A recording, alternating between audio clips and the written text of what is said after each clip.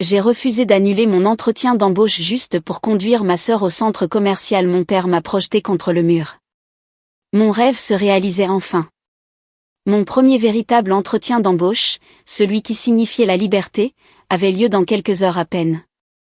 Je répétais mes réponses lorsque ma sœur Brianna est entrée. « Conduis-moi au centre commercial avant midi », a-t-elle dit. « Je ne peux pas », lui ai-je répondu. « J'ai l'entretien. » Elle a simplement ricané. « Je vais le dire à papa. » Ça n'a pris qu'une minute. Mon père, Rick, a débarqué en trombe dans la cuisine. « Tu penses que ton petit entretien est plus important que les projets de ta sœur ? » Avant même que je puisse parler, il m'a attrapé les épaules et m'a bousculé. Il m'a projeté contre le mur. Ma tête a heurté la cloison et j'ai entendu le verre d'un cadre photo se briser derrière moi. J'ai regardé son visage en colère. J'ai regardé Brianna qui arborait un sourire narquois. C'est ce jour-là que j'ai cessé d'être leur souffre-douleur.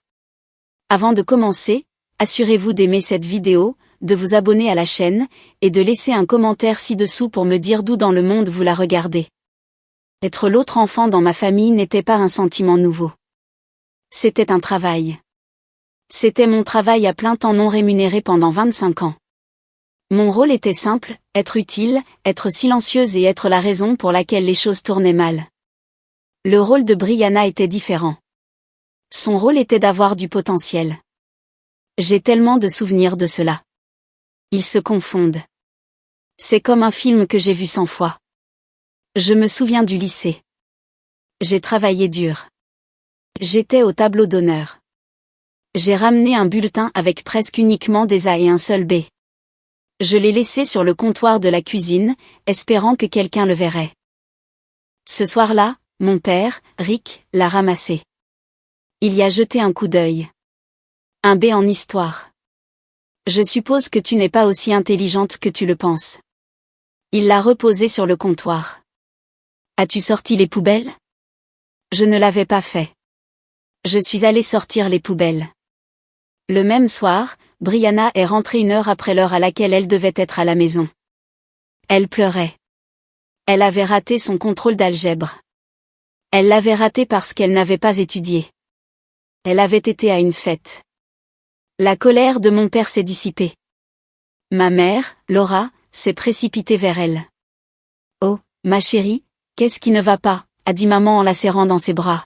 « Mon professeur me déteste », a sangloté Brianna. « Il fait tout pour que je rate. »« Nous allons nous en occuper », a dit papa. Sa voix était ferme mais protectrice. « J'appellerai l'école demain. J'appellerai le proviseur. Nous ne le laisserons pas ruiner ta moyenne générale. » Ils ont passé 2 heures avec elle à la table de la cuisine. Maman lui a fait un chocolat chaud. Papa a rédigé un email furieux à l'école. J'étais dans le salon, à 3 mètres de là. Je les écoutais planifier une guerre pour la moyenne médiocre de ma sœur. Mes excellentes notes étaient sur le comptoir, à côté du courrier publicitaire. C'était la règle. Ma réussite était un inconvénient. L'échec de Brianna était une crise qui rassemblait la famille. Maman avait toujours une façon spéciale de l'expliquer. « Tu attires les ennuis, allez, » disait-elle. Elle a dit ça quand j'avais 12 ans et que Brianna, qui en avait 10, a cassé le vase préféré de maman. Brianna courait dans la maison. Je lui ai dit d'arrêter. Elle ne l'a pas fait. Elle a trébuché et a fait tomber le vase de la cheminée.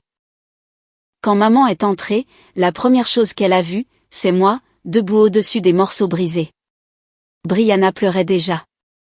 Elle m'a poussée, a crié Brianna. Je suis restée là, figée. Je ne l'ai pas fait. Je lui ai dit d'arrêter de courir. Les yeux de maman étaient froids. Elle m'a regardée. Pourquoi, Allais ? Pourquoi faut-il toujours que tu commences des histoires ? Tu attires le chaos. C'est moi qui ai été punie pendant 1 mois. Brianna a eu de la glace parce qu'elle était tellement secouée. J'ai appris une leçon ce jour-là. La vérité n'avait pas d'importance. Ma parole ne valait rien. Leur histoire était déjà écrite. J'étais la méchante. J'étais le problème. Mon père était différent. Ces mots étaient plus simples. Tu ne t'en sortiras jamais. Il le disait. Il l'a dit quand j'ai parlé de l'université où je voulais aller. C'est beaucoup d'argent, allez. À quoi bon?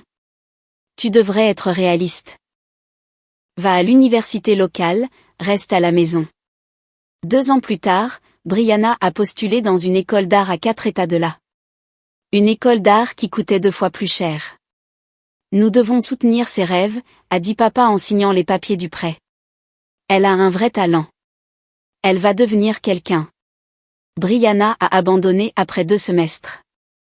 Elle est rentrée à la maison et a réemménagé dans son ancienne chambre. Personne ne l'a jamais traité d'échec. Il disait qu'elle se cherchait. C'est moi qui étais coincée. Je suis allée à l'université locale. J'ai vécu à la maison. J'ai trouvé un travail dans un café pour payer mes cours. Puis j'ai trouvé un deuxième travail dans un restaurant. Je travaillais 40 heures par semaine et suivais un programme de cours complet. J'étais épuisée. Un soir, je suis rentrée d'un service double. Il était presque minuit. Mes parents étaient dans la cuisine. Brianna pleurait à table. C'était une scène courante. Qu'est-ce qui ne va pas? Ai-je demandé en posant mes clés. Je sentais l'huile de friture. Ce n'est rien, chérie, a dit maman. Va juste te coucher. Tu mets de la saleté partout. Son patron a été méchant avec elle, a dit papa, les bras croisés. Brianna avait un travail à temps partiel dans une boutique du centre commercial. Elle l'avait depuis 3 semaines. Elle est tout simplement trop sensible pour le monde de la vente, a soupiré maman. Les gens sont si cruels. J'ai regardé ma sœur. Elle pleurait parce que son patron lui avait dit d'arrêter d'envoyer des SMS en plein service. Je venais de me faire hurler dessus par un client pendant 20 minutes parce que son latte n'était pas assez chaud. J'avais nettoyé des toilettes. J'avais récuré des bacs à graisse. Elle devrait démissionner, a dit papa. Tu n'as pas besoin de travailler, Brianna. Nous pouvons nous occuper de toi. Je suis allée dans ma chambre. Je n'ai rien dit. Je me suis assise sur mon lit dans mon uniforme. J'étais si fatiguée que je ne pouvais même pas pleurer. Chaque dollar que je gagnais, je l'économisais. Chaque bonne note que j'obtenais, je la gardais pour moi. Je construisais une échappatoire. Je construisais une vie dans l'ombre de ma propre maison. Ils ne me voyaient pas. Ils ne voyaient pas les candidatures que j'envoyais. Ils ne voyaient pas les cours en ligne que je suivais après qu'ils se soient couchés. Pour eux, j'étais juste à lait, le bruit de fond, la responsable, celle qui était ennuyeuse, celle qui serait toujours là pour nettoyer les dégâts. Quand j'ai reçu l'email pour cet entretien d'embauche, j'ai ressenti une étincelle de peur. C'était le premier véritable emploi professionnel auquel j'avais jamais postulé. Une start-up technologique, un poste de coordinatrice junior. Cela signifiait un salaire.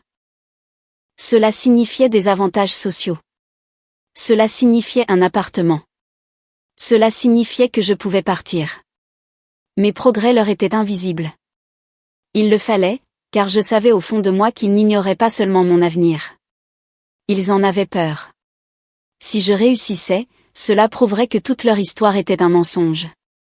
Si j'y arrivais, cela signifiait que ce n'était pas moi qui étais brisé. C'était eux. Et ce matin-là, quand Brianna a exigé que je la conduise au centre commercial, elle n'était pas seulement égoïste. Elle faisait son travail. Son travail était de me rappeler que mon avenir, mes espoirs, mon entretien, rien de tout cela n'était aussi important que son envie d'une nouvelle paire de chaussures. Et quand mon père m'a bousculé, il ne faisait que son travail. Son travail était de s'assurer que je n'oublie jamais, au grand jamais, ma place. Son travail était de m'empêcher de grandir. Ce n'était pas juste un entretien d'embauche. Vous devez comprendre cela. Il ne s'agissait pas d'un 9 à 5. Il ne s'agissait pas d'un meilleur salaire. Il s'agissait de respirer. Pendant 7 ans, j'avais travaillé dans le brouillard. Ma vie était une boucle de sale boulot. Mon premier travail était au café. Dans mes cauchemars, je sens encore l'espresso brûlé et le lait tourné. J'ai appris à sourire quand un homme de 2 fois mon âge me le demandait. J'ai appris à dire « Je suis désolé » quand un client me jetait une tasse dessus. Ma famille pensait que c'était un bon travail pour moi. C'est stable, disait maman. Et tu as des muffins gratuits. Mon deuxième travail était à l'Olive Tree, une chaîne de restaurants. J'étais serveuse. Je portais un tablier noir et des chaussures antidérapantes qui coûtaient environ 55 €. Mes pieds étaient endoloris tous les soirs. Je m'asseyais sur le bord de ma baignoire pour les faire tremper, l'eau devenant grise à cause de la saleté sur ma peau. J'ai appris à porter 4 assiettes lourdes sur un bras. J'ai appris à équilibrer un plateau de boissons. J'ai appris que les gens peuvent être des monstres quand ils ont faim. Tu es une excellente serveuse, Haley, m'a dit mon manager. Tu es fiable. Fiable. C'était le mot. C'était encore le mot, utile. Cela signifiait que j'arrivais à l'heure. Cela signifiait que je ne me plaignais pas. Cela signifiait que je couvrais les services de Brianna au centre commercial quand elle ne pouvait tout simplement pas. Je l'ai fait. J'ai couvert ses services. J'ai pris ses tables. J'ai nettoyé ses dégâts. Et j'ai économisé chaque dollar. Chaque pourboire que je gagnais allait sur un compte bancaire que mes parents ignoraient. C'était un secret. Mon fonds d'évasion secret. Pendant que je servais des graissins et que je resservais du coca, je suivais aussi des cours en ligne. Quand je rentrais à minuit, j'ouvrais mon ordinateur portable. Ma chambre était petite. Les murs étaient fins. Je pouvais entendre papa ronfler dans sa chambre. Je pouvais entendre Brianna regarder la télé sur son ordinateur portable. Je mettais des écouteurs. J'ai appris Excel. J'ai appris les logiciels de gestion de projet. J'ai appris à écrire un email professionnel. Je me suis enseigné une toute nouvelle langue. La langue de la synergie, de la logistique et des projections du T4. Cela ressemblait à un fantasme. Moi, Haley, dans un bureau.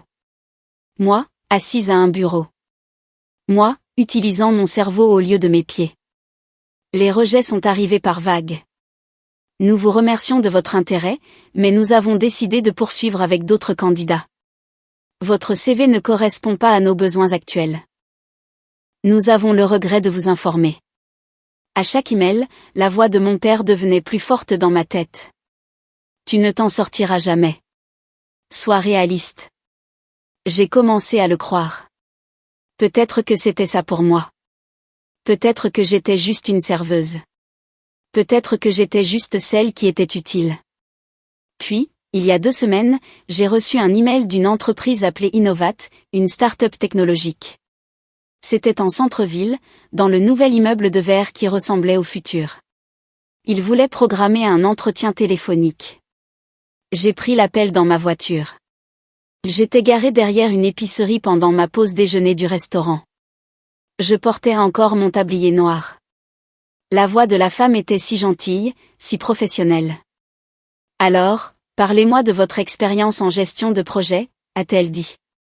J'ai parlé. Je lui ai parlé de mes cours en ligne.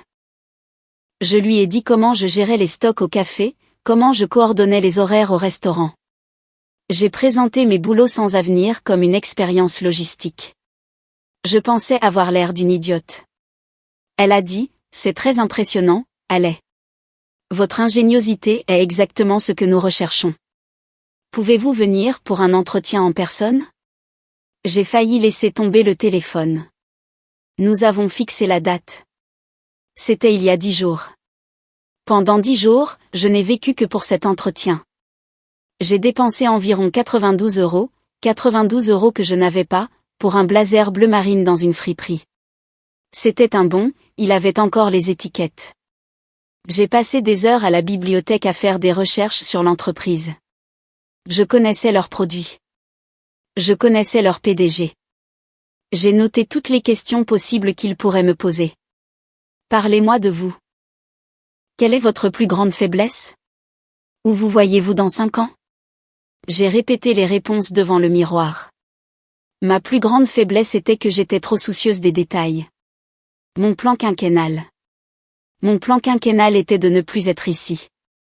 Mon plan quinquennal était d'avoir mes propres clés de mon propre appartement, d'acheter mes propres courses, de m'asseoir dans mon propre salon en silence et de ne pas avoir peur. Je ne l'ai pas dit à ma famille. Pas un mot. La veille, j'ai repassé le blazer, j'ai passé ma chemise à la vapeur. Je les ai disposés sur mon lit. J'ai regardé la tenue. C'était un costume. C'était le costume d'une personne qui avait sa place dans un immeuble de verre. C'était le costume d'une personne qui allait quelque part. J'étais si terrifiée que je n'ai pas pu dormir. Je n'arrêtais pas de penser, et s'il voit à travers moi? Et s'il voit que je ne suis qu'une serveuse? Et s'il voit que je suis la fille à problème? Puis j'ai pensé, non. Je ne suis pas cette personne. Je ne suis pas la personne que ma famille dit que je suis. Je suis la personne qui a travaillé 2 emplois. Je suis la personne qui a appris à coder toute seule. Je suis la personne qui a mérité cela. Cet entretien était mon billet de sortie. C'était ma seule et unique chance de prouver que mon père avait tort. Ce n'était pas seulement un travail. C'était mon avenir. C'était ma vie. C'était le moment où je pourrais enfin cesser d'être le fantôme dans ma propre maison et devenir une vraie personne. C'était ma trappe de secours. Et ma sœur voulait que je l'annule. Elle voulait que je jette mon avenir à la poubelle. Elle voulait que j'échange ma vie contre une virée au centre commercial. Le bruit du verre se brisant derrière ma tête était si vif. Il a fendu le matin. Pendant 1 seconde, il n'y a eu aucun bruit. J'étais pressé contre le mur. Mon épaule était en feu. Ma tête me lançait. J'ai regardé mon père. Son visage était rouge. Il respirait fort par le nez. Il avait l'air fier. Il avait l'air de venir de régler un problème. J'ai regardé ma mère. Elle se tenait près du grille-pain, les bras croisés. Elle ne m'a pas regardé. Elle a regardé le mur. Oh, Rick, a-t-elle dit. Sa voix était juste lasse. Regarde le désordre, maintenant. Ce cadre est cassé. Le désordre? J'étais le désordre. Le verre brisé était le problème, pas la bousculade, pas l'homme qui l'avait fait. Puis j'ai regardé Brianna. Elle se tenait près de l'îlot de cuisine, tenant son latte glacé, et elle souriait d'un air suffisant. C'était un petit sourire laid, un sourire de victoire totale. Elle avait gagné. Elle avait prouvé ce qu'elle voulait prouver. Elle était plus importante. Ce sourire narquois a tout changé. La peur que je ressentais, la douleur dans mon épaule, tout a disparu. C'était remplacé par autre chose. Quelque chose de froid, de dur et de silencieux. C'était de la rage. C'était la rage de 25 ans. La rage de chaque vase cassé, de chaque victoire volée. De chaque fois qu'on m'avait dit de me taire. Maman a soupiré. Elle m'a enfin regardé. Pas avec inquiétude, pas avec amour, avec agacement. Pourquoi provoques-tu toujours le chaos, Allais? A-t-elle demandé. Regarde ça. Ton père est contrarié. Ta sœur est contrariée. Ne peux-tu pas être simple pour une fois? J'ai commencé à parler, mais ma voix était tremblante. Excuse-toi simplement auprès de ta sœur, a dit maman. Dis-lui que tu vas la conduire. On peut réparer le mur. Fais juste en sorte que ça s'arrête. J'ai regardé Brianna. Son sourire suffisant avait disparu. Maintenant, elle avait juste l'air de s'ennuyer. Elle tapotait sur son téléphone. Elle était déjà passée à autre chose. Je me suis décollée du mur. Mes jambes tremblaient, mais je les ai forcées à fonctionner. Je me suis redressée. J'ai enlevé un morceau de plâtre de mon épaule. Non, ai-je dit. La pièce est redevenue silencieuse. Les yeux de maman se sont écarquillés. Que as-tu dit? Non, ai-je répété. Ma voix était plus forte maintenant. Je ne m'excuse pas. Et je ne la conduis pas au centre commercial. Je me suis dirigée vers la petite table près de la porte. Mes clés étaient là. Mon sac à main était là. Mes notes pour l'entretien étaient là. J'ai ramassé mes clés. Le tintement du métal était le son le plus fort du monde. Je pars, ai-je dit. J'ai mon entretien. Je me suis tournée vers la porte. Mon père a bougé. Il était plus rapide que je ne le pensais. Il s'est placé devant moi, bloquant l'embrasure de la porte. Il a posé une main sur le cadre de la porte. Il était un mur. « Tu ne vas nulle part », a-t-il dit. Sa voix était basse et dangereuse. J'ai levé les yeux vers lui. J'avais eu peur de cet homme toute ma vie. Peur de sa colère. Peur de sa déception. Peur de ses mains. Je n'avais plus peur. J'en avais juste fini. Bouge, papa, ai-je dit. Tu penses que tu peux manquer de respect à ta sœur comme ça? A-t-il exigé. Tu penses que tu peux me manquer de respect dans ma propre maison? Tu ne vas pas à ce stupide entretien. Tu vas apprendre une leçon. J'y vais, ai-je dit. J'ai soutenu son regard. Je n'ai pas scié. Sors par cette porte et tu le regretteras, a-t-il menacé. Si tu sors par cette porte, tu n'es plus ma fille.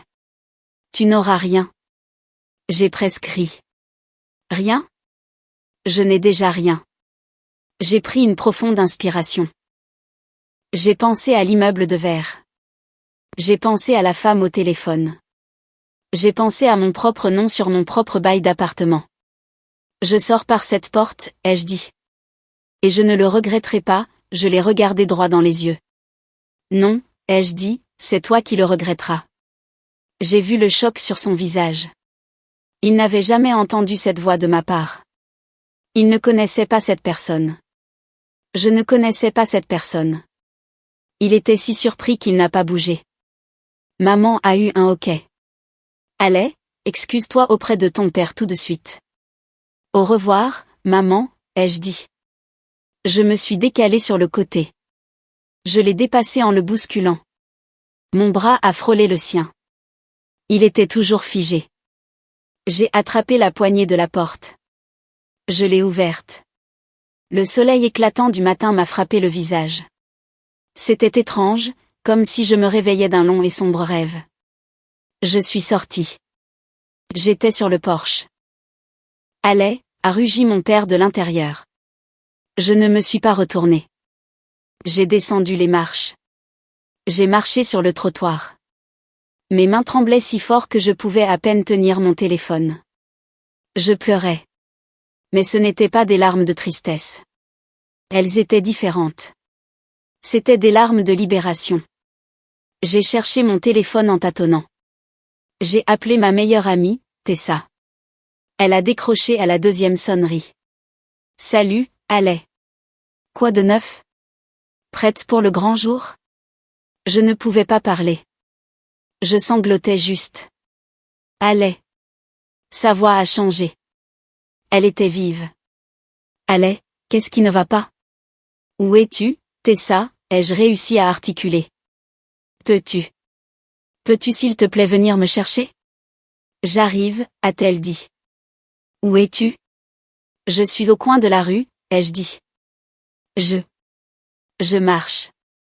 Reste là. Je serai là dans 10 minutes. Ne bouge pas, j'ai raccroché.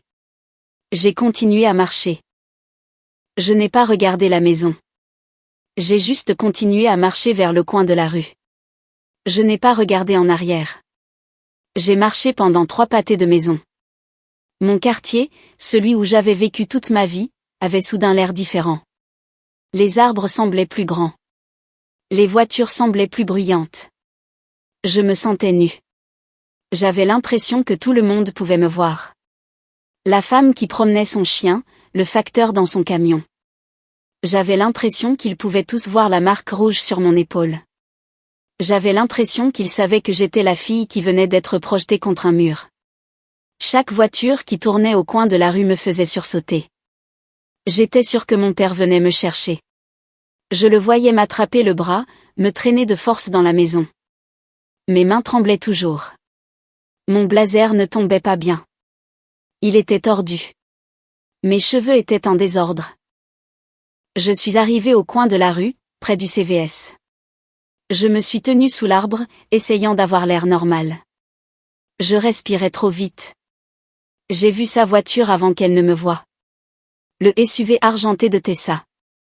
Il était vieux. Il était fiable. C'était un refuge.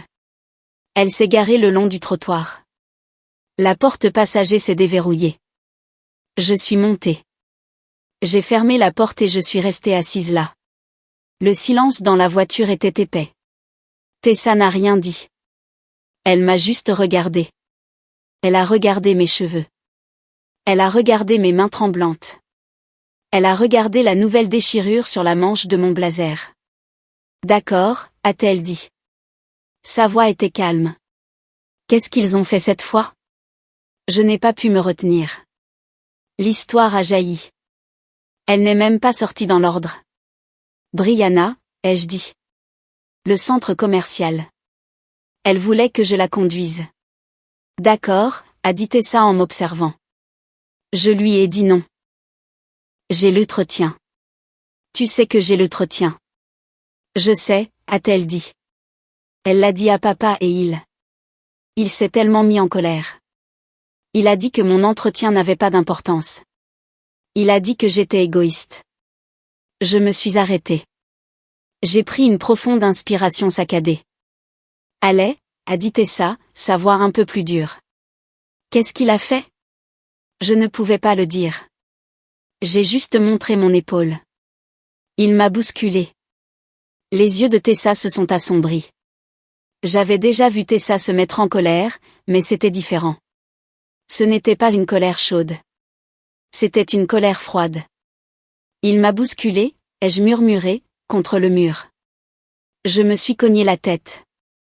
Il a cassé le cadre photo de maman. Tessa a mis la voiture au point mort. Elle s'est tournée sur son siège pour me faire face. Allez, montre-moi. J'ai hésité. Ce n'est rien. Ce n'est pas rien. Montre-moi. J'ai lentement baissé le col de ma chemise. La peau de mon épaule était rouge vif. Elle commençait déjà à bleuir. Tessa l'a regardée pendant un long moment. Elle n'a pas dit « Je suis désolée ». Elle n'a pas dit « Ce n'est pas grave ». Elle a serré le volant. Ses jointures sont devenues blanches. Il t'a agressé, a-t-elle dit. Le mot est resté en suspens dans l'air. Il a posé ses mains sur toi et t'a projeté contre un mur. Parce que son autre fille voulait faire du shopping. C'est juste. C'est juste leur façon d'être, ai-je pleuré. La stupide vieille excuse, celle que j'avais utilisée toute ma vie. Non, a dit Tessa en démarrant la voiture. Elle a quitté le trottoir rapidement. Non, ce n'est pas leur façon d'être. C'est sa façon d'être à lui. Et c'est mal. Elle a conduit pendant quelques minutes. Je pleurais juste tranquillement dans mes mains. Je ne suis pas folle, n'est-ce pas, ai-je demandé. Non, allez, a dit Tessa. Tu n'es pas folle. Tu es la personne la plus saine d'esprit de cette maison. Ce sont eux qui sont malades. Cette seule phrase m'a semblé être une bouée de sauvetage. Je ne suis pas folle. Je ne peux pas aller à l'entretien, ai-je dit en regardant mon reflet dans le rétroviseur. Mes yeux étaient rouges. Mon visage était marbré. Regarde-moi. Je suis un désastre. Tessa a conduit pendant un autre pâté de maison. Puis elle s'est garée sur un parking. Elle a coupé le moteur. Elle s'est tournée vers moi. Si, tu peux. Tessa, je ne peux pas. Ils sauront que quelque chose ne va pas. J'ai l'air. Tu ressembles à une battante, a-t-elle dit. Tu viens de sortir d'une zone de guerre, allez. Tu as gagné. Tu es sorti. Elle a détaché sa ceinture de sécurité. Elle a attrapé quelque chose à l'arrière. Elle a sorti son sac de sport. D'accord, nous n'allons pas les laisser gagner. Nous n'allons pas le laisser te prendre ça. Elle a sorti une bouteille d'eau. Bois. J'ai bu. Elle a sorti une petite trousse de maquillage. Tiens. Lingette, anti-cerne. Arrange ton visage. Elle a sorti un minuscule vaporisateur. C'est un défroisseur en spray. Enlève le blazer. J'ai enlevé le blazer. Elle l'a vaporisé. Elle m'a aidé à arranger mon col. Elle m'a tendu une brosse à cheveux. Tu as 15 minutes avant ton entretien, a-t-elle dit en regardant sa montre. Tu vas entrer dans cet immeuble. Tu vas t'asseoir sur cette chaise. Et tu vas leur dire pourquoi tu es la meilleure personne pour ce poste. Comment, ai-je murmuré. Comment puis-je faire ça? Parce que, a dit Tessa en me regardant droit dans les yeux, tu viens de faire la chose la plus difficile que tu auras jamais à faire. Tu les as quittés. Ça. C'est la partie facile. Elle avait raison. Ils ont essayé de me faire annuler mon entretien pour la virée shopping de Brianna, ai-je dit, les mots semblant solides pour la première fois. Papa m'a bousculé. Tessa a hoché la tête. Et tu es parti quand même. Elle a posé sa main sur mon bras. Tu vas avoir ce travail, allez. Ce n'est pas à eux de décider de ta valeur. C'est à toi. Maintenant, va la décider. Elle a démarré la voiture. Nous avons parcouru les derniers pâtés de maison jusqu'à l'immeuble de verre. Elle avait raison. Mon père, ma mère, ma sœur, ils ont passé toute ma vie à me dire ce que je valais. Ils m'ont dit que je ne valais rien. En sortant de la voiture, j'ai senti la douleur dans mon épaule. C'était un rappel brutal, qui me ramenait à la réalité. C'était le jour où j'allais leur prouver qu'ils avaient tort. Tessa ne s'est pas contentée de me déposer. Elle s'est garée dans un garage de l'autre côté de la rue. Elle a marché avec moi. Elle m'a accompagnée jusqu'aux grandes portes vitrées du hall. Je me suis arrêtée sur le trottoir. J'ai levé les yeux. Le bâtiment était si haut qu'il semblait disparaître dans les nuages. Tout était en verre et en acier sombre. C'était propre. C'était calme. Je ne peux pas entrer là-dedans, ai-je murmuré. Si, tu peux, a dit Tessa. Elle se tenait à côté de moi. Regarde cet endroit, Tess. C'est parfait. Et regarde-moi. Je suis un désastre. Mon épaule me faisait mal. Ma tête me lançait. L'anticerne qu'elle m'avait donné commençait déjà à s'estomper. J'avais l'impression d'avoir une pancarte géante dans le dos qui disait « Déchets ». C'est tout ce qu'ils ont dit que je n'étais pas, ai-je dit. C'est tout ce dont papa disait que je n'avais pas ma place. Il a raison. Je ne suis qu'une serveuse. Je suis la fille qu'il vient de projeter contre un mur. Tessa a attrapé mon bras valide. Elle m'a forcé à la regarder. Ton père est une brute, a-t-elle dit. C'est un homme petit et en colère qui vient de perdre le contrôle. Il n'a pas raison. Il est juste bruyant. Elle a montré les portes vitrées. Ce n'est pas un palais, elle est. C'est juste un immeuble de bureaux. Les gens à l'intérieur sont juste des gens. Ils ne sont pas meilleurs que toi. Tu as travaillé pour ça.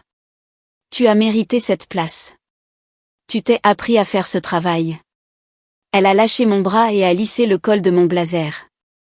Celui que j'avais si soigneusement repassé la nuit dernière. Celui que mon père avait attrapé. Entry, a-t-elle dit. Pas pour eux. Pas pour leur prouver qu'ils ont tort. Entry pour toi. Entry et obtiens la vie que tu mérites. Elle m'a tendu la bouteille d'eau. Respire. Arrange ton col une dernière fois et vas-y, j'ai pris l'eau. J'ai pris une profonde inspiration. Tu ne viens pas? Non, a-t-elle dit. Cette partie, c'est juste pour toi. Je serai juste là. Je ne pars pas, j'ai regardé ma meilleure amie. C'était ma vraie famille. D'accord, ai-je dit. D'accord, j'y vais. Je me suis retournée. J'ai poussé la grande et lourde porte vitrée. J'étais à l'intérieur. Le hall était immense.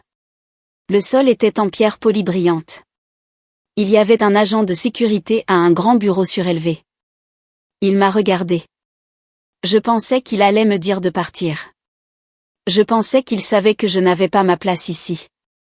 Je suis ici pour un entretien, ai-je dit. Ma voix était faible. Chez Innovat. Je suis allé Monroe. 9e étage, a-t-il dit, sans même lever les yeux. Il a juste montré les ascenseurs.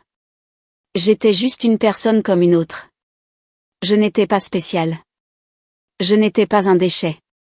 J'étais juste normal. L'ascenseur était aussi en verre. Il était rapide et silencieux. Mon estomac s'est noué, mais pas de peur.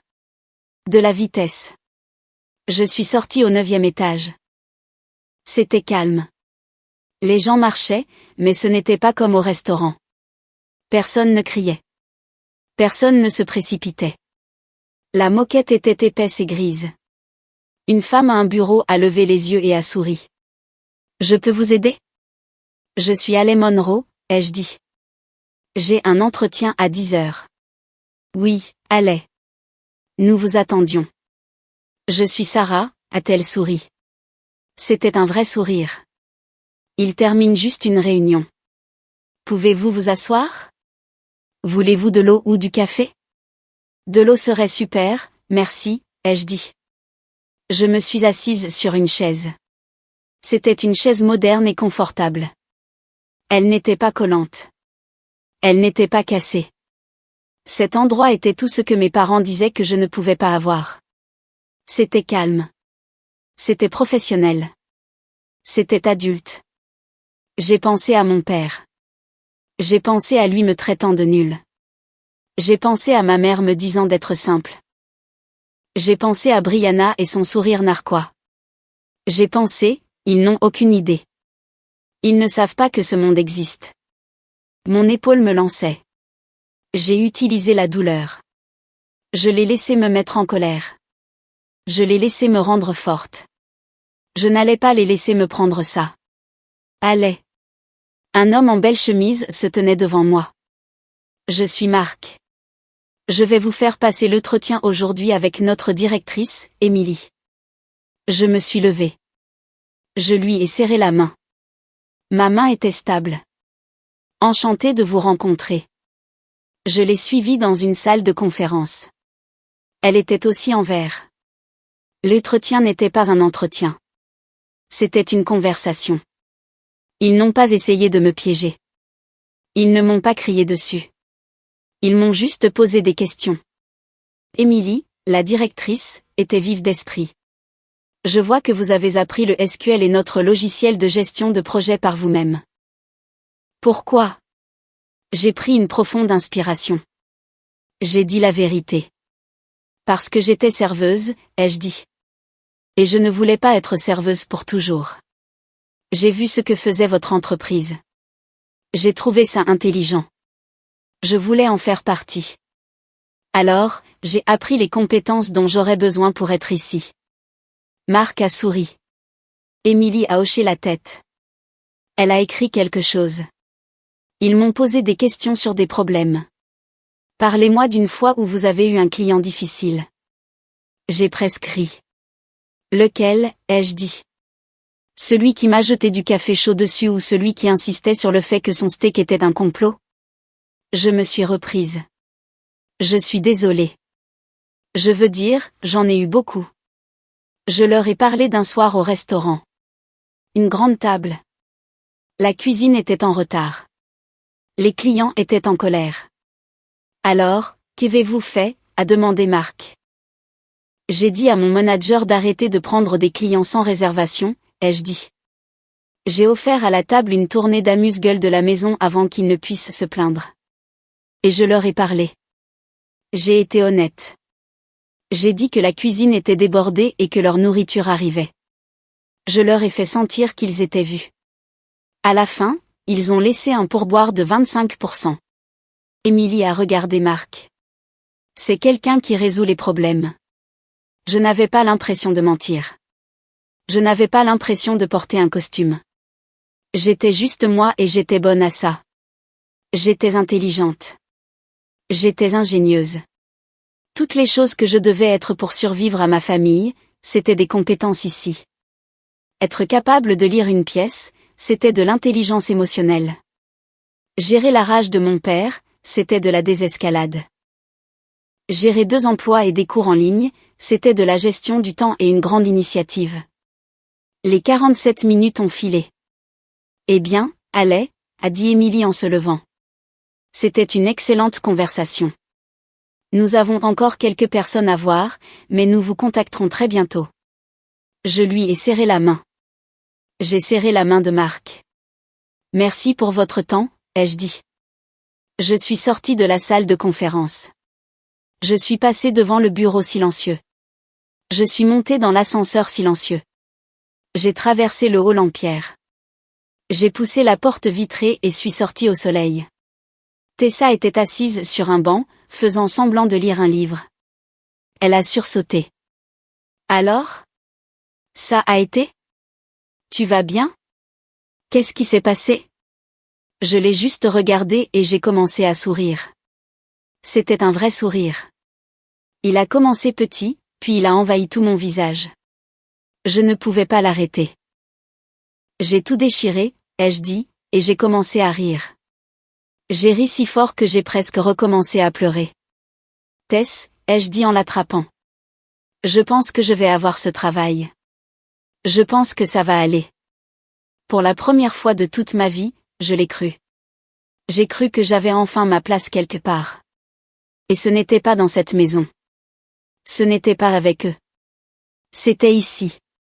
L'appartement de Tessa était mon refuge. Il l'avait été pendant des années. Il était petit. Les meubles étaient tous dépareillés. Elle avait des plantes aux fenêtres. Ça sentait le café et son chat, un vieux matou tigré et grincheux nommé Franck. Ce n'était pas une maison. C'était un foyer. J'étais assise sur son canapé bleu plein de bosses. J'avais troqué mon blazer contre un de ces vieux suites d'université tout doux. Il y avait écrit « Université du Michigan » dessus. Je n'avais jamais été au Michigan. « Tu devrais manger quelque chose » a-t-elle dit. Elle a posé un bol de soupe à la tomate devant moi. Et un sandwich au fromage grillé. Je n'ai pas faim, ai-je dit. Mange quand même, a-t-elle dit. Tu reviens de la guerre. Tu as besoin de carburant. J'ai mangé. La soupe était chaude. C'était simple. C'était la meilleure chose que j'ai jamais goûtée. Alors, et maintenant, a demandé Tessa, assise en face de moi. Franck le chat a sauté sur ses genoux. Je ne sais pas, ai-je dit. Je me sentais vide. L'adrénaline de l'entretien était partie. Maintenant, j'étais juste fatiguée et j'avais toujours le bleu sur mon épaule. Je ne peux pas y retourner, ai-je dit. Je sais, a-t-elle dit. Tu restes ici. Tu peux prendre le canapé. Ce n'est pas génial, mais c'est sûr. Merci, Tess. Mon téléphone était sur la table basse. Face contre table. Il avait vibré sans arrêt pendant la dernière heure. Je ne l'avais pas regardé. J'avais trop peur. Tu devrais probablement regarder ça, a dit Tessa en désignant le téléphone. Tu ne peux pas les ignorer pour toujours. Je peux essayer, ai-je murmuré. Non, a-t-elle dit. Fais-y face. Finiant. J'ai pris le téléphone. Il était lourd comme une brique. Mon écran de verrouillage était un cauchemar. 12 appels manqués. 7 SMS. 4 de papa, 8 de maman, 17 de Brianna. Commence par le plus facile, a dit Tessa. Commence par Brianna. J'ai ouvert ses messages. Le premier datait d'1 heure après mon départ. Où es-tu? Le suivant. Tu es juste parti. Papa va te tuer. Je suis sérieuse. Allez, tu es tellement dramatique. Tu as gâché toute ma journée. Tu essaies de me créer des ennuis? Tu as intérêt à ne pas avoir utilisé mon shampoing ce matin. Maman pleure. Tout est de ta faute. Je les ai tous lus. Je ne me sentais pas triste. Je ne me sentais pas en colère. Je ne ressentais juste rien. C'était comme lire des messages d'une inconnue. Une inconnue très stupide et très égoïste. Elle s'inquiète pour son shampoing, ai-je dit à Tessa. Ça lui ressemble bien, a dit Tessa. Ensuite, j'ai ouvert les messages de maman. Allez, s'il te plaît, rentre à la maison. Nous pouvons en parler. Ton père est juste. Il est inquiet. Il a beaucoup de pression au travail. Tu ne peux pas simplement t'enfuir. Ce n'est pas une solution. Tu nous as embarrassés, allez. Ce n'est pas comme ça qu'on t'a élevé. Tu dois rentrer à la maison et t'excuser auprès de ton père. Tu as fait une scène. J'ai reposé le téléphone. Elle veut que je m'excuse auprès de lui. Bien sûr qu'elle le veut, a dit Tessa. Si tu t'excuses, alors tout est de ta faute. Et le problème est résolu. Elle peut retourner faire semblant que tout va bien. J'ai regardé les appels manqués de mon père. 12, il ne m'appelait jamais. Jamais. Ne le rappelle pas, a dit Tessa. Vérifie ta messagerie vocale. J'avais un nouveau message vocal. Il datait d'il y a 45 minutes. Pendant que j'étais en entretien. J'ai appuyé sur le bouton. J'ai mis le téléphone sur haut-parleur. Sa voix a rempli le petit appartement. Ce n'était pas sa voix de père. Ce n'était pas sa voix en colère. C'était une voix que je n'avais jamais entendue auparavant. Elle était froide. Elle était calme. Allez, tu as fait une très grosse erreur. Sa voix était pâteuse. Buvait-il? Tu te crois meilleur que nous? Tu penses que tu peux juste partir? Décrocher un job de luxe? Il a ri. C'était un son humide et laid. Tu n'es pas meilleur. Tu n'es rien. Tu es un problème. Tu as toujours été un problème. Éteins ça, allez, a dit Tessa. Non, attends, ai-je dit. Tu es. Tu es une fille instable et violente. Tu sais ça? Tu es juste. Tu es juste malade. Tu es malade dans ta tête. Et je ne vais pas te laisser. Je ne vais pas te laisser ruiner cette famille. Il y a eu une pause. Tu verras, a-t-il dit. Tu verras ce qui arrive quand tu me contraries. Tu n'auras jamais ce travail. Je vais m'en assurer. Je vais m'assurer que tout le monde sache exactement ce que tu es. L'appel s'est terminé. Franck le chat a sauté des genoux de Tessa et s'est caché sous le canapé. J'étais glacée. Mes mains tremblaient à nouveau. Il est saoul, ai-je murmuré. Il m'a appelé. Il a dit que j'étais violente. Il fait de la projection, allez, a dit Tessa. Sa voix tremblait aussi. Il se décrit lui-même. Qu'est-ce qu'il voulait dire? Je vais m'en assurer, ai-je demandé. Avant que Tessa puisse répondre, mon téléphone a vibré dans ma main. Ce n'était pas un SMS. C'était un email. C'était de Sarah, la gentille femme de l'accueil, la recruteuse. L'objet était, suite à votre entretien. Oh mon Dieu, ai-je dit. Il m'envoie déjà un email. Qu'est-ce que ça dit, a dit Tessa en se penchant en avant. J'ai ouvert l'email. Mon espoir a duré une seconde. Mon estomac ne s'est pas juste noué. Il s'est évaporé. Je crois que j'ai arrêté de respirer. Allez, qu'est-ce qui ne va pas? Tu es toute blanche. Je ne pouvais pas parler. Je lui ai juste tendu le téléphone. Elle a lu l'email à voix haute. Chère Allais, a-t-elle lu. Merci beaucoup d'être venu aujourd'hui. Nous avons tous été très impressionnés par vous. C'est un email un peu inhabituel, mais nous devons aborder un point. Nous venons de recevoir un appel téléphonique d'un certain monsieur Rick Monroe. Tessa a arrêté de lire. Non, continue de lire, ai-je dit. Ma voix était un croassement. Un certain monsieur Rick Monroe. Votre père. Il a appelé notre bureau principal. Il était très agité.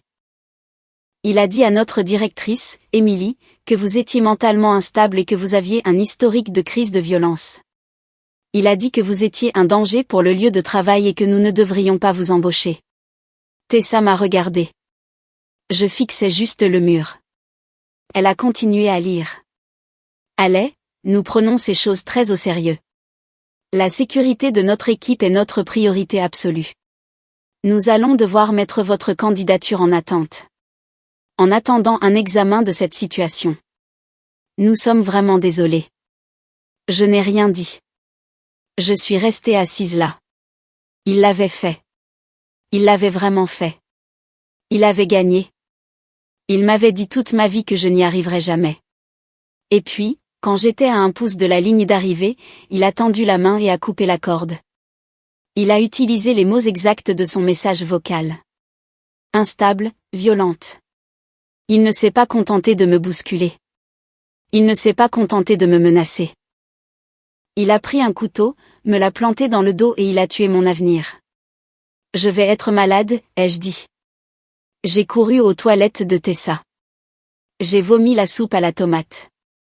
Je n'avais rien d'autre à donner. Je suis restée sur le sol de la salle de bain pendant un long moment. J'étais juste vide. On a frappé à la porte. Allez, c'était ça. Je peux entrer? Je m'en fiche, ai-je dit. Elle a ouvert la porte. Elle n'a pas essayé de me prendre dans ses bras. Elle n'a pas dit que ça allait aller. Elle s'est juste assise sur le bord de la baignoire. Elle avait son téléphone dans une main et le mien dans l'autre. C'est un monstre, ai-je murmuré. C'est un vrai monstre de la vie réelle. Non, a dit Tessa. Sa voix était différente. C'était la voix qu'elle utilisait quand elle réglait un gros problème à son travail. C'était sa voix stratégique. Ce n'est pas un monstre, allez, a-t-elle dit. C'est juste un homme, et c'est un homme stupide. Quelle importance, ai-je dit en m'essuyant la bouche. Il a gagné. Ils ne vont pas m'embaucher. Ils pensent que je suis folle. Il leur a dit que j'étais violente. Moi. C'est lui qui. Je sais, a interrompu Tessa. Et nous allons le prouver. Je l'ai regardé. Quoi? C'est une brute et un agresseur. Mais surtout, il est négligent. Elle a levé mon téléphone. Premièrement, ce message vocal. C'est juste lui qui est sous les méchants, ai-je dit. Non, a dit Tessa. Ce sont des preuves. C'est un enregistrement horodaté de lui utilisant les mêmes mots exacts qu'il a utilisés pour te saboter. Instable. Violente. Il ne se contente pas de proférer une menace. Il documente son propre crime. Elle a levé son téléphone. Deuxièmement, cet email de la recruteuse. C'est aussi une preuve. C'est un témoin tiers professionnel qui confirme ce qu'il a fait et quand il l'a fait. Mais c'est sa parole contre la mienne, ai-je dit. Ils le croiront toujours. C'est mon père. Ce n'est pas un tribunal de la famille, allez, a dit Tessa. C'est une affaire d'entreprise et il vient de faire une énorme erreur. Elle s'est levée. Allez, sors du sol. Lave-toi le visage. Nous avons du travail. Je l'ai suivie dans le salon. Elle avait son ordinateur portable ouvert sur la table à manger. D'accord, a-t-elle dit. Parle-moi du travail de ton père. Quoi? Son travail? Qu'est-ce qu'il fait? Pour qui travaille-t-il? C'est un consultant, ai-je dit. Pour une grande société financière, je ne sais pas. Il est haut placé. Il gère les contrats externes. Il est toujours au téléphone. Il se vante de ses réunions de conseil d'administration. Le visage de Tessa s'est illuminé. C'était un regard effrayant. Ce n'est pas juste. Un moins que rien, ai-je dit. Il est important. Il a des relations. Bien, a dit Tessa, ses doigts volant sur le clavier. C'est très, très bien. Un homme important avec un travail important dans une entreprise importante. Pourquoi est-ce bien? Parce qu'il a plus à perdre. Elle a fait pivoter l'ordinateur portable. Elle avait trouvé son profil LinkedIn. Il était là. Rick Monroe, souriant dans un costume que je n'avais jamais vu. Son titre était « Associé principal, compte externe ». Le nom de son entreprise était juste là. D'accord, a-t-elle dit. Voici ce qu'il vient de faire. Il n'a pas seulement appelé ton employeur potentiel. Il a utilisé sa position de pouvoir, un homme, un associé dans une grande entreprise, pour appeler une autre entreprise et répandre des mensonges pour détruire la réputation d'une candidate. Ce n'est pas bien, n'est-ce pas, ai-je dit. Ce n'est pas juste pas bien, allez. C'est du harcèlement au travail. C'est de la calomnie. C'est de la diffamation. Il a franchi une ligne, une grande et brillante ligne d'entreprise. Tessa a commencé à ouvrir de nouvelles fenêtres. Nous n'allons pas appeler ta famille. Nous n'allons pas crier. Nous n'allons pas pleurer. Elle m'a regardé. Nous allons déposer une plainte formelle. Elle a ouvert un nouvel email à Sarah, la recruteuse, a-t-elle dit. Et nous allons mettre en copie Émilie, la directrice. Et voyons voir. Oui, nous allons mettre en copie leur responsable des ressources humaines. Qu'est-ce qu'on va dire, ai-je demandé. Nous allons être très calmes, très factuels et très solides. Elle a commencé à taper. Je l'ai regardé. Objet, suivi formel, plainte pour harcèlement, Rick Monroe. D'accord, allez, a-t-elle dit. J'ai besoin que tu écrives tout ce qui s'est passé ce matin, juste les faits. Pas d'émotion. J'ai pris l'ordinateur portable. J'ai écrit, à 9 heures, mon père, Rick Monroe, a exigé que j'annule mon entretien pour conduire ma sœur au centre commercial. Quand j'ai refusé, il s'est mis en colère. Il m'a attrapé par les épaules et m'a projeté contre un mur, provoquant un bleu sur mon épaule et cassant un cadre photo. Bien, a dit Tessa.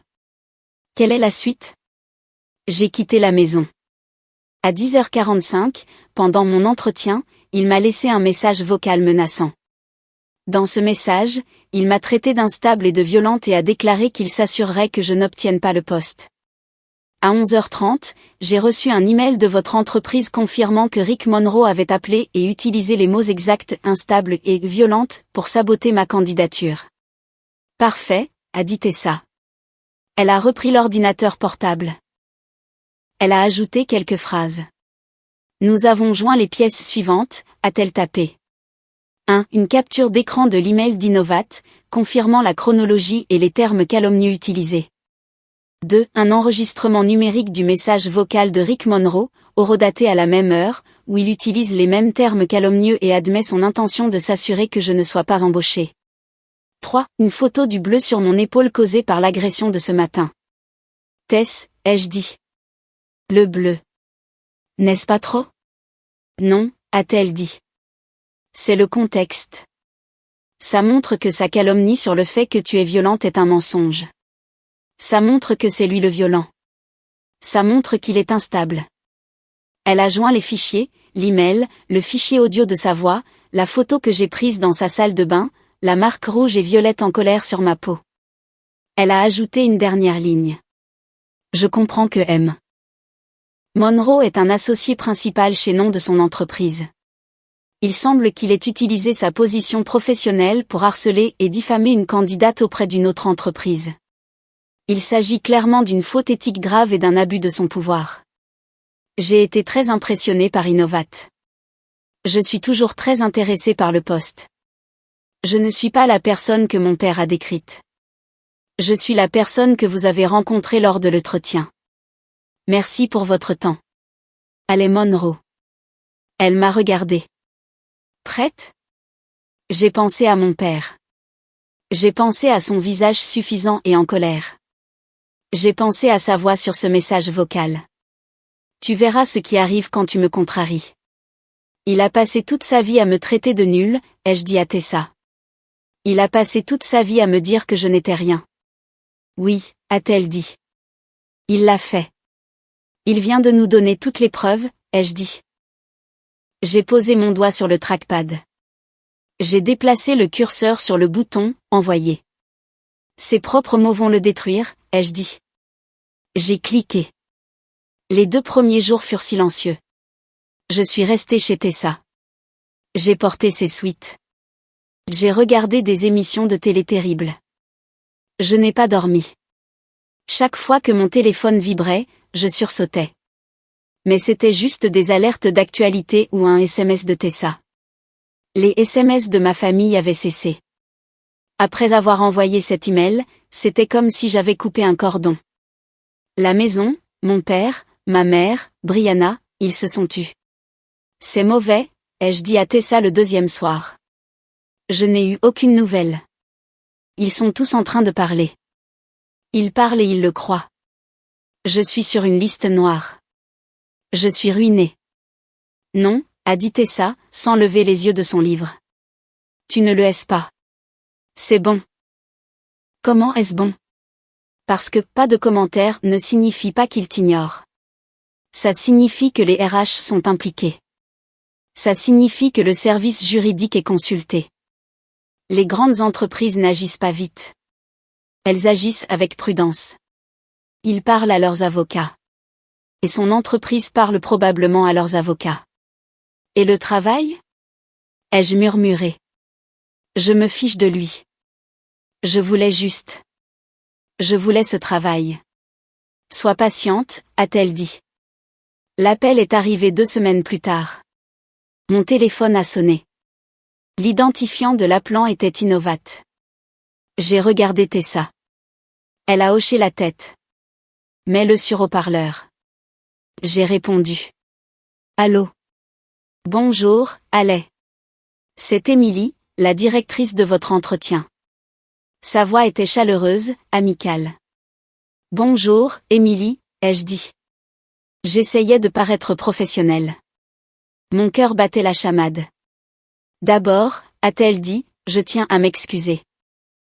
Au nom de tout le monde chez Innovat, je suis vraiment désolée pour ce que vous avez traversé. Votre email, c'était courageux et il a été traité. Traité. Notre département des RH a immédiatement contacté l'entreprise de votre père. Nous avons présenté les preuves que vous avez envoyées, le message vocal, l'email. C'était très clair. Je me suis assise sur le canapé. Je ne suis pas une personne violente, ai-je murmuré. Nous le savons, Allez, a dit Émilie. Sa voix était gentille. Vous êtes la personne que nous avons rencontrée lors de l'entretien. Vous êtes une femme ingénieuse, intelligente et professionnelle, c'est pourquoi j'appelle. J'ai retenu mon souffle. Nous aimerions vous offrir officiellement le poste de coordinatrice junior avec le salaire de départ dont nous avons discuté. Et si vous êtes d'accord, nous aimerions ajouter une prime à la signature de 4 600 € juste pour dire que nous sommes désolés et bienvenue dans l'équipe. J'ai commencé à pleurer. Je n'ai pas pu m'en empêcher. Ce n'étaient pas des larmes de tristesse. C'était. Je ne sais pas ce qu'elles étaient. Oui, ai-je réussi à articuler. Oui, j'accepte. Merci. Merci beaucoup. C'est nous qui avons de la chance, Allez, a dit Émilie. Bienvenue chez Innovat. Nous vous enverrons la lettre d'offre tout de suite. J'ai raccroché. Tessa et moi n'avons pas crié. Nous n'avons pas sauté de joie. Nous nous sommes juste serrés dans les bras. J'ai juste pleuré sur son épaule pendant un long moment. Tu l'as fait, a-t-elle dit. Tu es sorti. C'était la bonne nouvelle. Le reste des nouvelles, c'était juste les conséquences. 1 mois après avoir commencé mon travail, Tessa m'a envoyé un lien. C'était un communiqué de presse d'un journal économique local. Rick Monroe, associé principal chez son entreprise, a été licencié, avec effet immédiat. Il était écrit, le licenciement est dû à une faute éthique et à une violation grave du code de conduite de l'entreprise. Il n'a pas seulement été viré. Il a été publiquement déshonoré. 1 semaine après, j'ai reçu un SMS au hasard d'une vieille connaissance du lycée. OMG, tu as vu ce qui est arrivé à ton père? La chambre de commerce a révoqué son siège au conseil d'administration. C'est partout sur le groupe Facebook de la ville. Il avait passé des années à me traiter de nul. Il avait bâti toute son identité sur le fait d'être un homme important. Et ses propres mots, sa propre violence, sa propre haine, l'avaient détruit. J'étais à mon nouveau bureau dans l'immeuble de verre quand mon téléphone a sonné. C'était un numéro inconnu. Je l'ai laissé aller sur la messagerie vocale. 1 minute plus tard, un SMS est arrivé. C'était de maman. Allez, c'était moi. S'il te plaît, décroche. C'est une urgence. J'ai regardé le SMS. J'ai regardé par la fenêtre de mon bureau. Je pouvais voir toute la ville. Je l'ai rappelé. Allez. Elle pleurait. C'était le cri de « Brianna a raté un contrôle ». Salut, maman, ai-je dit. Ma voix était calme. J'étais juste une personne au travail. Allez, tu dois nous aider, a-t-elle sangloté. Ton père. Ils l'ont viré. Ils ont pris sa retraite. Il est anéanti. Il ne veut pas sortir du lit. J'étais silencieuse. Nous ne savons pas quoi faire, a-t-elle gémi. Nous ne pouvons pas payer l'hypothèque. La voiture de Brianna va être saisie. Nous avons besoin d'argent. Nous avons besoin que tu nous aides. J'ai regardé mon ordinateur. Un nouvel email de ma patronne, Emily, est apparu. Objet, excellent travail sur ce rapport. J'ai regardé mon clavier. Pourquoi m'appelles-tu, maman, ai-je demandé. Quoi, a-t-elle dit en reniflant. Qu'est-ce que tu veux dire? Nous sommes ta famille. Tu dois nous aider après tout ce que nous avons fait pour toi. J'ai pris une profonde inspiration. L'air du bureau était frais et pur. Non, ai-je dit. Non. Qu'est-ce que tu veux dire par non? Allez, c'est de ton père qu'on parle. Je sais, ai-je dit. Et je suis au travail. Je dois y aller. Allez, tu ne peux pas faire ça, a-t-elle crié. Tu es un monstre. C'est toi qui lui as fait ça. Tu nous ruines. Maman, ai-je dit. J'étais silencieuse. J'étais calme. Tu as fait tes choix. Il a fait ses choix. Tu m'as dit toute ma vie que j'étais le problème. J'ai fait une pause. Réglez-le vous-même. J'ai raccroché. Je n'ai pas bloqué son numéro. J'ai juste raccroché. Je me suis retournée vers mon ordinateur. J'ai ouvert le rapport et je me suis remise au travail. J'ai mon propre appartement maintenant. Il n'est pas grand. C'est un studio. Il est au 3e étage d'un vieil immeuble en briques à mi-chemin entre mon bureau et celui de Tessa. Il a une petite cuisine, une salle de bain et une grande pièce. Les sols sont en bois. Ils craquent. Les fenêtres sont immenses. La première chose que j'ai achetée, c'est un lit. La deuxième, une cafetière. La troisième, un verrou de sécurité. Un nouveau. Je l'ai installé moi-même. J'ai regardé une vidéo sur Internet. Quand j'ai tourné ce verrou pour la première fois, j'ai senti un déclic dans ma poitrine. La sécurité. Mon appartement est petit, mais il est sûr.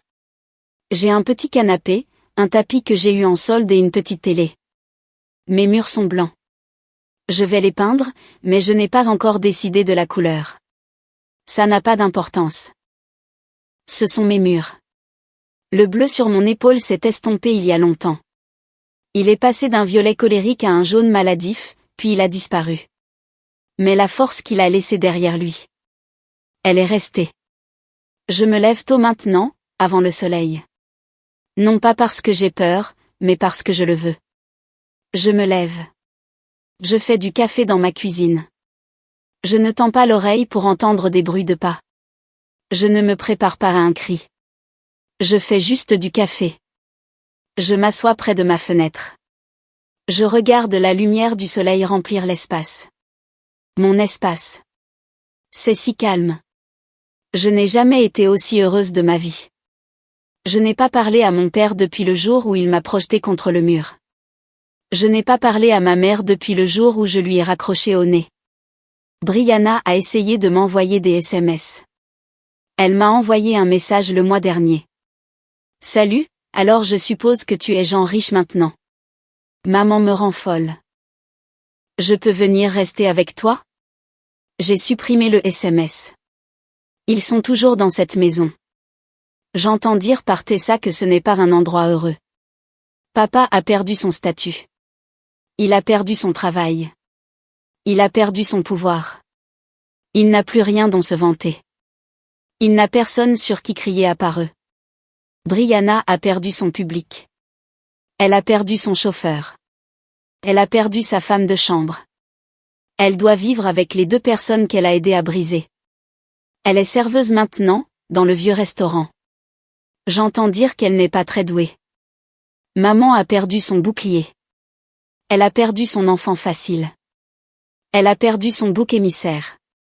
Elle est juste une femme vivant dans une maison avec 2 personnes qu'elle ne peut plus réparer. Et moi, j'ai enfin gagné quelque chose. J'ai gagné une vie. J'ai gagné un avenir.